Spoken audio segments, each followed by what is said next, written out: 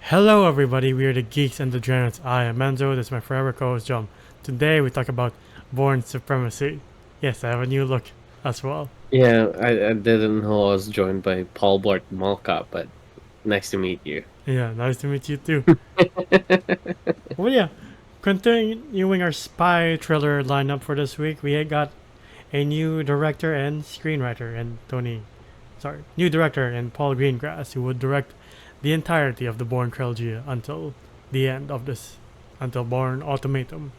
But yeah, poor Bourne is just vacationing with Marie and has no idea of larger forces gathering to do evil stuff, or to frame him at least. Hmm. I forget sometimes that Carl Urban is Kirill here. Yeah, I keep forgetting that Carl Urban acted before Star Trek. Yeah, No, like I forgot the guy was around. He was in like Lord of the Rings, and I'm like, this guy was in a lot of big movies that I'm like, I did not have any idea he was in. yes, truly a chameleon. But yeah, Bourne is framed for a CIA operation that goes horribly wrong when Carl Urban's character, Kirin, intervenes and steals information necessary for the CIA to gather on $20 million that was stolen. And the name of the CIA agent who stole that is in the Nesky files. So there's this whole mess up, and Bourne is framed. And to make it seem more convincing that Bourne has no involvement in this, Kirin tries to take him out, but he accidentally shoots Marie instead, and that kicks off the whole vengeance motivation for Jason Bourne. Yes? Are you okay? What? You seem kind of off. Are you reading a script? No, not at all. I don't know. You just seem kind of off. I'm just like. Why? You seem like very Chat GPT just read off a script. Well, Bourne is out for blood this time. It tries to clear his name, but like the CIA has no idea that Bourne wasn't involved in the whole botch in the first place. So since they're not clearly communicating, they're like, "I guess Bourne did it," and he's like, "I didn't do it. Why are Yeah. you after me though?" They're like, "Cause you did it." He's like, "I didn't do it. What do you mean?" Yeah, your prints were there, and like yeah, and like you find out that like yeah, he was framed, but he was framed by God. What's the name of the actor for Stryker? Um, Baron Cox. Yeah, Brian Cox's character pretty much framed the entire thing. He's just like, oh my God, Jason Bourne's back and attacking us. Who knew? He's just trying to cut loose ends, you know. Yeah. He's just like, you know. He already killed the other guy in Bourne Identity to cut loose ends involving him with Treadstone. Also, Brian Yeah. Cox's character has a name this time. His name is Abbott. And I'm like, could have Yeah. sworn you were someone else. And you watch Bourne Identity, you're like, nope, you're just Brian Cox, and he's just Chris Cooper in this movie. Mm. We get a new CIA directive played by whose name is Landy, and she Yeah. has excellent moments of dialogue confronting Brian Cox, Abbott's character, when he's like trying to cover up the fact that he is shady as shit, and she's like, "I am on to you. I don't like the fact that you're trying to cover up for Treadstone's fuck ups." And he's like, "I'm Yeah. just doing the best in America's interests," and like you see how much the dialogue has improved over the first one, where the first one is just a manhunt.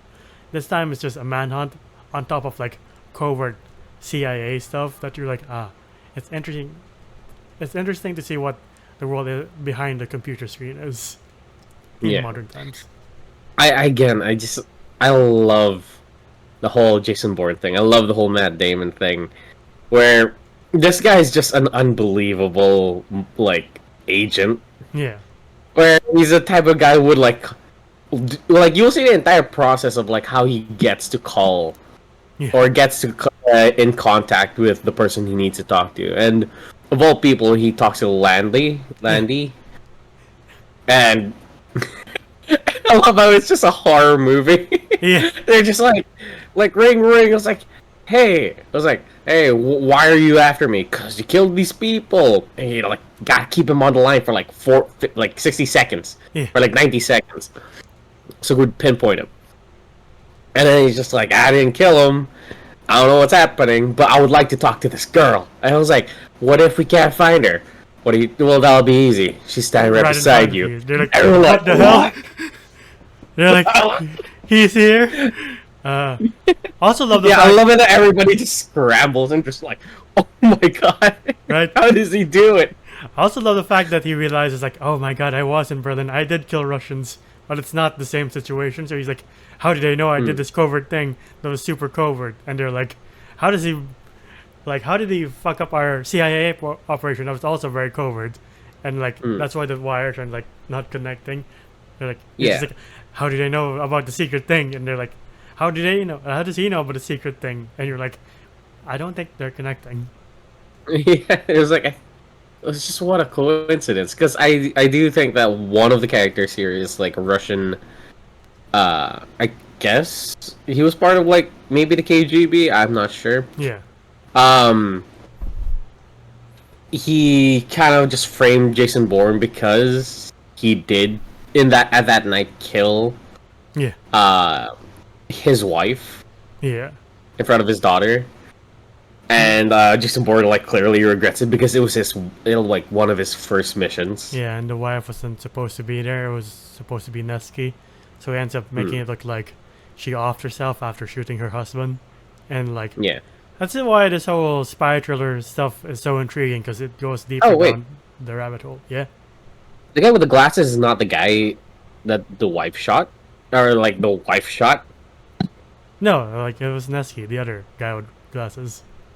Oh, they look the same. Hey man, Not bad. All right. Not that every evil Russian's the same. You know, it looks the same at least. But yeah, I do love the fact when Jason Bourne can just. You remember how Assassin's Creed used to do like crowd sneaking, like when he's moving through Alexander's plots to meet Nikki, and the team comes in and they can't find him anywhere. He's like blending in with the crowd until he gets to Nikki, and then poor Nikki's just traumatized for the rest of her life. Yeah, this poor girl is like, he just has a gun pointer. I was like, what? Just tell me the answers. I'm like, oh god. I don't know what you're talking about.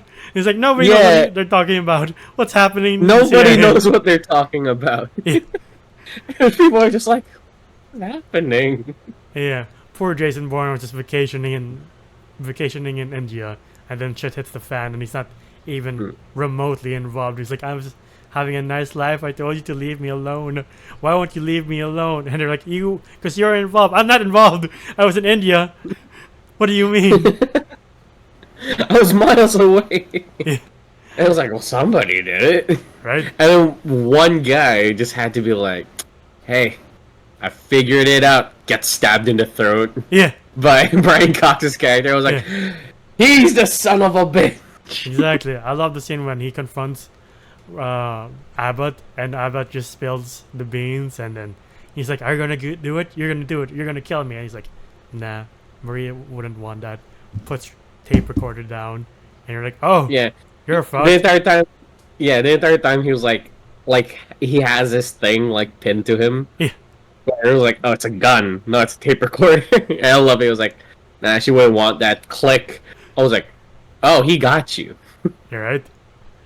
Also, the last fight scene is better than the first fight scene in my opinion, because at least I can really tell what's happening. The first fight with the last Treadstone agent, I thought it was too shaky cam. I was like, I can't. Yeah, I couldn't tell what the hell was happening.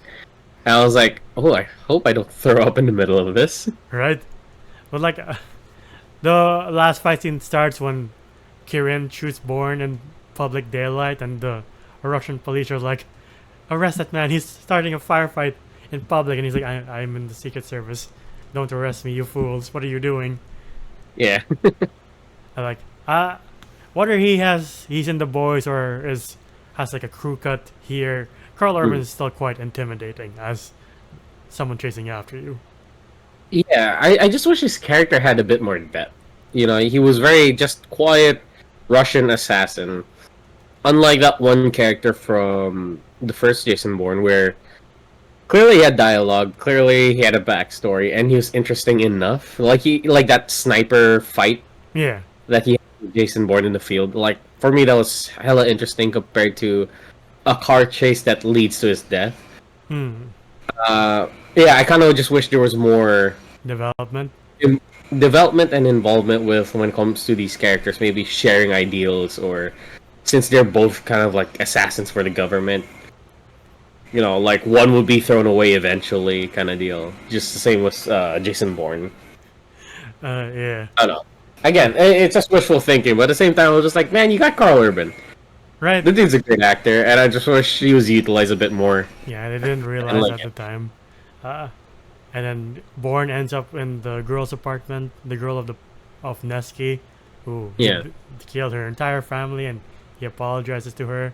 And then we get the end credit, not end credit, but like the ending of this movie, which takes place in the middle of Bourne Ultimatum, which is very Really? yeah. I did not know that. I need to watch Bourne Ultimatum now after this. Yeah, Because, like, again, he does that thing. And I love it when he does that thing. Where he just calls Lanley and she's in New York. And then she's just like, hey, I just want to say thank you. Here's your past identity. If you want to know more, just stop by. And he's just like, nah, it's all good. You look tired.